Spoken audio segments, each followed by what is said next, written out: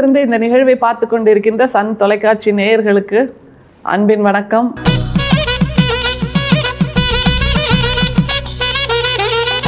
வள்ளல் பெருமான் உரை நடைங்கிறது எடுக்க எடுக்க எடுக்க எடுக்க குறையாத அமுத சுரபியாக வந்துக்கிட்டே இருக்கு. அதை எதற்கு நாம் ஓமைப்படுத்துவது? ஒரு கடல்னு சொல்லலாமா? கடலுக்குள்ளே இருக்கிற அந்த ஜீவராசிகள், கடலுக்குள்ளே இருக்கிற செல்வங்கள் வற்றவே வற்றாதில்ல. உலகத்தில் எத்தனையோ சமுத்திரங்கள் இருக்குது, அது மாதிரின்னு சொல்லலாமா? இல்லை வானத்தை போல அப்படின்னு சொல்லலாமா? இந்த பூமிக்கே ஒரு கூரையாக இருக்கக்கூடிய வானம் போல் வற்றாத ஜீவநதியாக எது இருக்குது அப்படின்னா நம்முடைய வள்ளல் பெருமானுடைய உரைநடை இருக்குது. அதில் மிக முக்கியமாக 4 புதிய வார்த்தைகளை அவர் கொடுத்திருக்கிறார். என்னது அது? இந்திரிய ஒழுக்கம், ஜீவ ஒழுக்கம், கரண ஒழுக்கம், ஆன்ம ஒழுக்கம் அப்படிங்கிற 4 புதிய வார்த்தைகளை தமிழுக்கு கொடையாக கொடுத்திருக்கிறார் நம்முடைய வள்ளல் பெருமான்.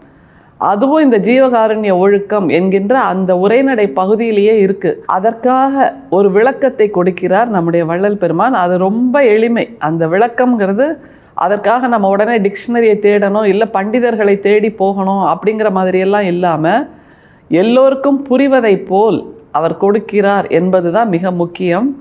அந்த ஜீவ ஒழுக்கம், ஆன்ம ஒழுக்கம் அப்படின்னா என்ன அப்படிங்கிறத நம்ம பார்க்கலாம். ஜீவ ஒழுக்கம் ஆண் மக்கள், பெண் மக்கள் முதலியவர்களிடத்தும் ஜாதி, சமயம், மதம், ஆசிரமம், சூத்திரம், கோத்திரம், குலம், சாஸ்திர சம்பந்தம், தேச மார்க்கம், உயர்ந்தோர் தாழ்ந்தோர் என்னும் பேதம் நீங்கி எல்லோரும் தம்மவர்களாய் சமத்திற்கொள்வது. ஆன்ம ஒழுக்கம் யானை முதல் எறும்பு ஈராக தோன்றிய ஜீவர்களின் சூக்குமம் தனித்தலைவன் ஆதலால் அவ்வச்சீவர்களில் ஜீவான்மாவே திருச்சபையாய் அதனுள் பரமான்மாவே பதியாய் நிற்பதால் யாதும் நீக்கமர எவ்விடத்தும் பேதமற்று எல்லாம் தானாக நிற்றல். ஜீவ ஒழுக்கம்ங்கிறது ஆண்களுக்கும் பெண்களுக்கும் எப்படி சமத்துவத்தை கொண்டு வருவது? யோசிச்சு பாருங்க. ஒரு சமய ஞானின்னு சொல்லவா, இல்லை சமய புரட்சியாளர்னு சொல்லவா, அல்லது இலக்கியவாதின்னு சொல்லவா, கவிஞர்னு சொல்லவா, உரையாசிரியர்னு சொல்லவா, எப்படி சொன்னால் நம்முடைய வள்ளல் பெருமானுக்கு பொருத்தமாக இருக்கும் என்றால், சமூகத்தில் அப்போது இருந்த அந்த ஏற்றத்தாழ்வுகள், ஆணுக்கு ஒரு நீதி பெண்ணுக்கு ஒரு நீதி என்கின்ற அந்த இரட்டை நிலைப்பாடு, அதையெல்லாம் நீக்குகின்ற வகையில்தான் அவர் தன்னுடைய அந்த ஜீவகாருண்ய ஒழுக்கத்தை மடைமாற்றம் செய்து கொண்டார். அதுதான் அதில் ரொம்ப முக்கியம். ஏன்னா பெண்கள் என்றால் வீட்டுக்குள்ளேயே இருக்க வேண்டும், பெண்கள் என்றால் இருட்டுக்குள்ளேயே இருக்க வேண்டும், பெண்கள் என்றால் கூண்டுக்குள்ளேயே இருக்க வேண்டும், பெண்கள் என்றால் கூடுக்குள்ளேயே இருக்க வேண்டும் என்று சொன்ன அந்த நிலையை மாற்றுவதற்கு அவர் படிப்படியாக எத்தனை படிம நிலைகளை கொடுக்கிறார் பாருங்கள். இவ்வளோ படிம நிலையிலையும் ஆணும் பெண்ணும் சமமாக இருக்க வேண்டும் என்று சொல்கிறார். இதைத்தான் அன்றைய சமூகம் வெறித்து பார்த்தது. இது என்ன இப்படி ஒரு சமத்துவத்தை சொல்கிறார் இவர்?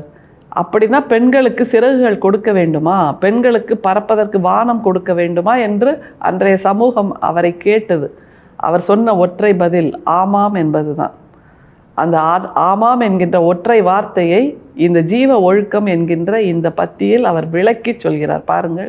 ஆண் மக்கள், பெண் மக்கள் முதலியவர்களிடத்தும் ஜாதி, சமயம், மதம், ஆசிரமம், சூத்திரம், கோத்திரம், குலம், சாஸ்திர சம்பந்தம், தேச மார்க்கம், உயர்ந்தோர் தாழ்ந்தோர் என்னும் பேதம் நீங்கி ஒரு 11 வகையான பேதங்களை சொல்கிறார். இது எல்லாத்துலேயும் நம்ம பார்த்துட்டு இருக்கோம். இது எல்லாமே நீங்க வேண்டும். ஆணும் பெண்ணும் இத்தனை பேதங்களோடு இருக்கின்ற அந்த நிலையை மாற்ற வேண்டும். மாற்றி என்ன செய்யணுமா அதை சொல்லி நிறைவு செய்கிறார் பாருங்க. எல்லோரும் தம்மவர்களாய் சமத்திற்கொள்ளுவது. சாஸ்திரம், கோத்திரம், சமயம், மதம் இப்படியாக பல்வேறு 11 தடைகள் அல்லது 11 பிளவுகள், பிரிவுகள் இருக்கு. அது எல்லாத்தையும் மாற்றி எல்லோரையும் தம்மவர்களாய் சமத்திற்கொள்வது. அதுதான் நம்முடைய வள்ளல் பெருமானின் வடலூர் செய்கின்ற மாயாஜாலம். அங்கே எல்லாரும் சமம். அதில் ஜாதி பிரிவு கிடையாது, சமயப்பிரிவு கிடையாது, இனப்பிரிவு கிடையாது, சாஸ்திரம் கிடையாது, கோத்திரம் கிடையாது, பிளவுகள் கிடையாது, பிரிவுகள் கிடையாது. எல்லோரும் சமத்திற்கொள்வது என்கின்ற ஒற்றை நிலைப்பாடு, ஒரே நேர்கோடு தான் எல்லாருக்கும். ஜிக்ஜாகாக போகிறது, கிராஃப் மேலே கீழே போகிறது எதுவுமே இல்லை. யாராக இருந்தாலும் அங்கே சமம் என்னும்போது சிலருக்கு கிரீடம் கொடுப்பது, சிலருக்கு முள்கிரீடம் கொடுப்பது, சிலருக்கு கிழிந்தவைகளை கொடுப்பது, சிலருக்கு பட்டாடைகளை கொடுப்பது, சிலருக்கு அமுதத்தை கொடுப்பது, சிலருக்கு கஞ்சியை கொடுப்பது, எதுவுமே இல்லை. எல்லோருக்கும் ஒரே விதம் அப்படிங்கிற ஒரு சமத்துவத்தைத்தான் நம்முடைய வள்ளல் பெருமான் அங்கே கொண்டு வந்திருக்கிறார் என்றால், சொன்னதை செய்து காட்டியிருக்கிறார், செய்ததை நிலைநாட்டி இருக்கிறார்.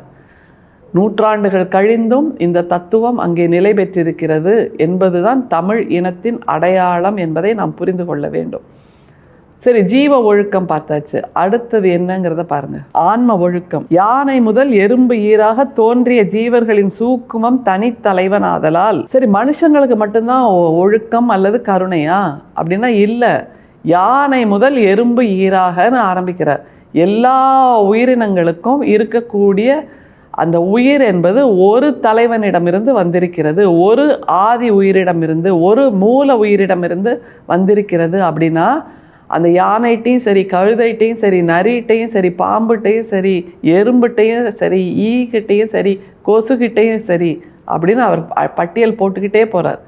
யார் நிறைஞ்சிருக்காங்களாம் அதை சொல்கிறார் பாருங்க. ஜீவர்களின் சூக்குமம் தனித்தலைவன் ஆதலால் அவ்வச்சீவர்களில் ஜீவான்மாவே திருச்சபையாய். அதாவது இறையோட அந்த மூல உயிரோட அந்த ஆன்மாதான் அந்த உயிரினங்களிடம், அந்த விலங்குகளிடம், அந்த பூச்சி பொட்டுகளிடம் திருச்சபையாக இருக்கிறது அப்படிங்கிறார். அந்த உயிரினங்கள், யானையோட உயிரையும் எறும்போட உயிரையும் திருச்சபைன்னு சொல்லக்கூடிய அந்த மனிதம் இருக்குது பாருங்க, அந்த மனசு, அது வள்ளல் பெருமானிடம் மட்டும்தான் பார்க்க முடியும்.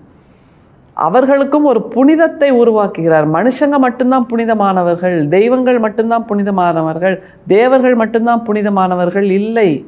எறும்பும் புனிதமானது. எவ்வளோ பெரிய தத்துவம் அது இல்லை?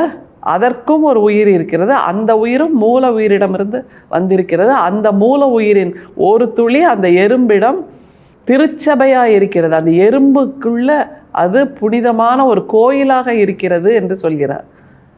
அந்த கோயிலுக்குள்ள யார் இருக்காங்களா அதை சொல்றார் பாருங்க. அதனுள் பரமான்மாவே பதியாய் நிற்பதால். எவ்வளோ பெரிய தத்துவம் அப்பா, வியப்பா இருக்கு. அந்த எறும்போட மனசுக்குள்ள ஒரு கோயில் இருக்கு. அந்த கோயிலுக்குள்ள பரமான்மாவே பதியாய் நிற்பதால். நம்ம மனசுக்குள்ள தான் கோயில் இருக்குன்னு நம்ம சொல்றோம். இல்லை, எறும்போட மனசுக்குள்ளேயும் ஒரு கோயில் இருக்குது, அதற்குள் இறையே பதியாய் நிற்கிறார் என்று சொன்னால், அடடடடா, இதை தவிர வியப்பதற்கு வேறு வார்த்தை ஏதாவது இருக்கா வள்ளல் பெருமானை வியப்பதற்கு? இல்லை. எந்த உலக இலக்கியத்தை படித்தாலும், எந்த ஞானியை புரட்டி பார்த்தாலும் இந்த தத்துவத்தை வள்ளல் பெருமானிடம் மட்டும்தான் நாம் பார்க்க வாய்க்கிறது. யாதும் நீக்கமற எவ்விடத்தும் பேதமற்று எல்லாம் தானாக நிற்றல். உலகம்ங்கிறது இவ்வளோதான், பிரபஞ்சம்ங்கிறது இவ்வளோதான், உயிர்கூட்டம்ங்கிறது இவ்வளோதான், மனிதர்கள்ங்கிறது இவ்வளோதான், விலங்குகள், பறவைகள், பூச்சிகள் எல்லாம் இவ்வளோதான். எல்லாமே உயிர்கூட்டம், எல்லாமே அந்த ஆதி உயிரின் கூட்டம்தான். அப்படிங்கும்போது எங்கேருந்து பேதம் வரப்போகிறது?